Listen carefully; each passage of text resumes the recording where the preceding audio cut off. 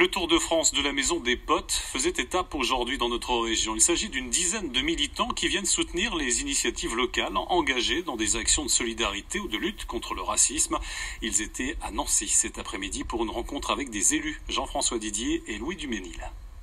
Après Lunéville hier, étape à Nancy pour la dizaine d'itinérants de la Maison des Potes. Pour faire de l'égalité une réalité, ils ont été reçus à l'hôtel de ville par l'adjointe chargée de l'intégration et des droits de l'homme et la lutte quotidienne pour l'égalité, Lucienne Radescher connaît. La Maison des Potes et tout le réseau international également rejoint en fait la démarche que je fais moi-même au niveau des villes. Lorsqu'on est reconnu pour ce qu'on est, pour ce qu'on fait, je crois qu'on a déjà des bases pour pouvoir vivre ensemble aisément dans une ville.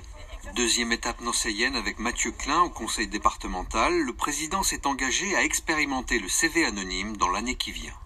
Je proposerai à l'Assemblée départementale que nous expérimentions le CV anonyme en Meurthe-et-Moselle, car je suis convaincu qu'aujourd'hui, les discriminations à l'embauche restent une réalité pour un grand nombre de nos concitoyens, qu'elles soient liées à l'origine réelle ou supposée, à la consonance du nom de famille, parfois à l'adresse aussi tout simplement, selon qu'on habite dans un quartier considéré comme un quartier populaire ou un quartier à risque.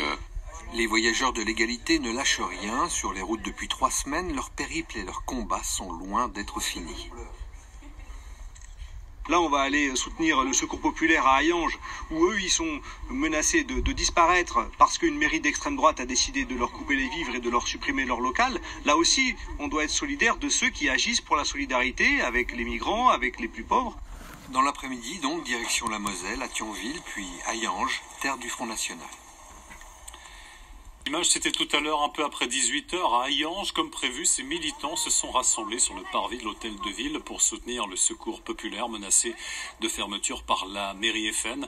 Une banderole a été, vous le voyez, dressée devant le bâtiment.